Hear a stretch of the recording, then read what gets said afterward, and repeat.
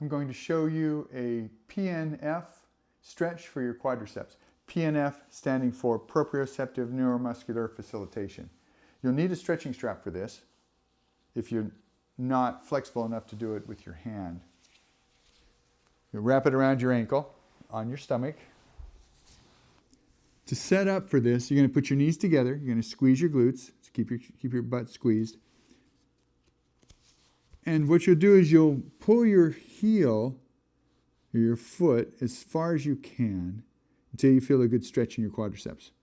And then you're going to hold that for a count of 10. So it's 10, 9, 8, 7, 6, 5, 4, 3, 2, 1. Now, once that counting is done, then you're going to try and straighten your knee.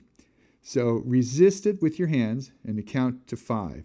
1, 2, 3, 4, 5. Then relax and you should be able to go further.